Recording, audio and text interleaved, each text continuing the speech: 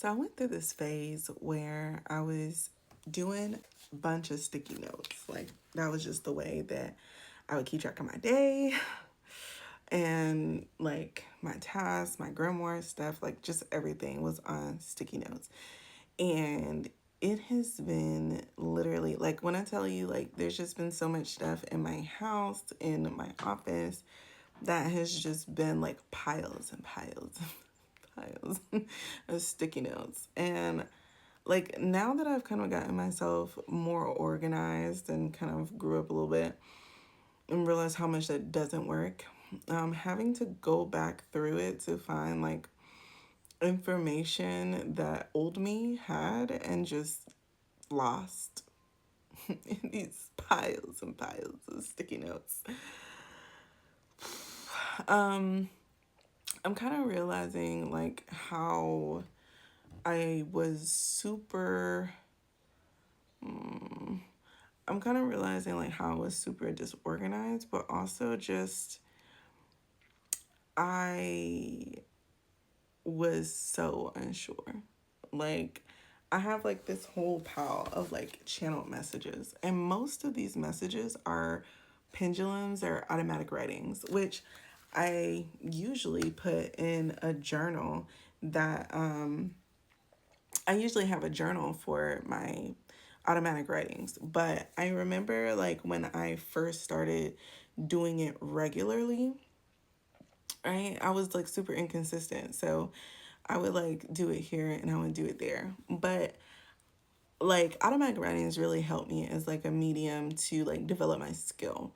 And I was just kind of like doing it willy nilly. I would use sticky notes, I would use books, I would use random pieces of printer paper.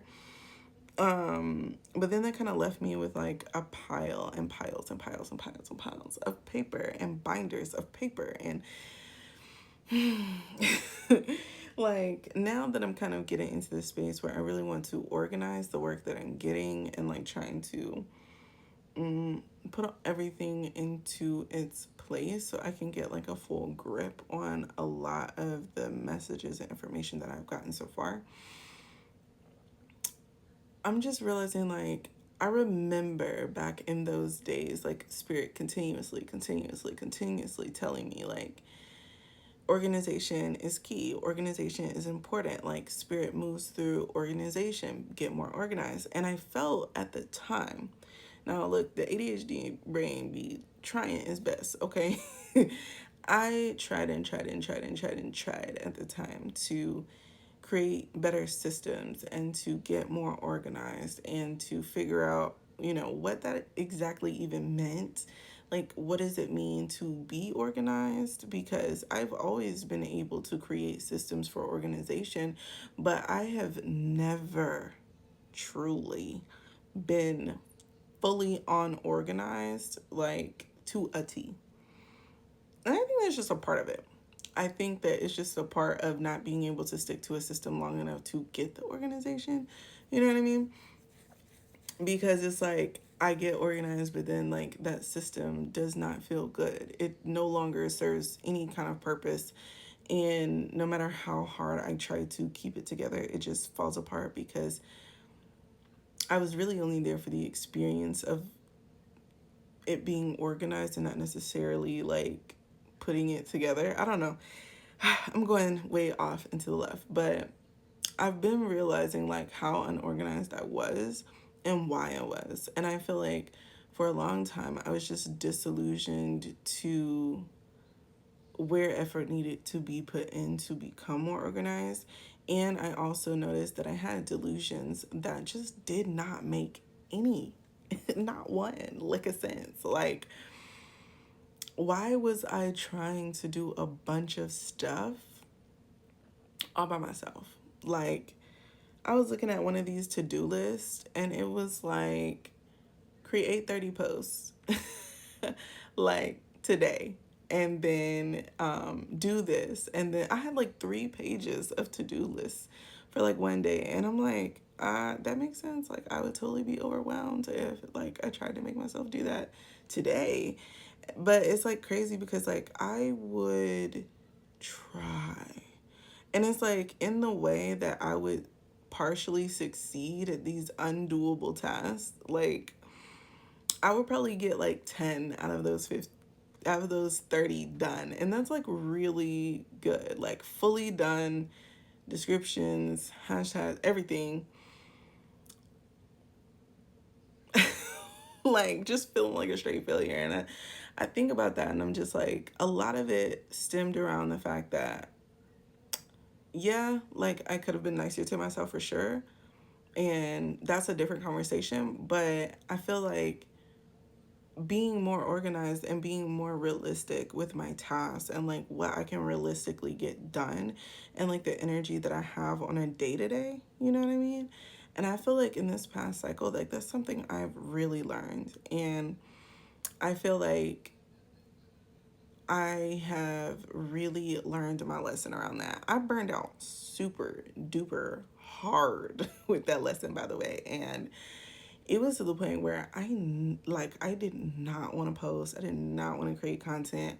I wanted to lay in my bed and to roll up in the fur and just go to sleep. Like I just wanted to wake up in my tree and just look at my tree bed and just be like, I am held by a tree in this furry cover and I'm gonna go back to sleep. Like I was so just like over it. And I think part of it was the fact that, you know, I became the micromanaging boss that I always hated.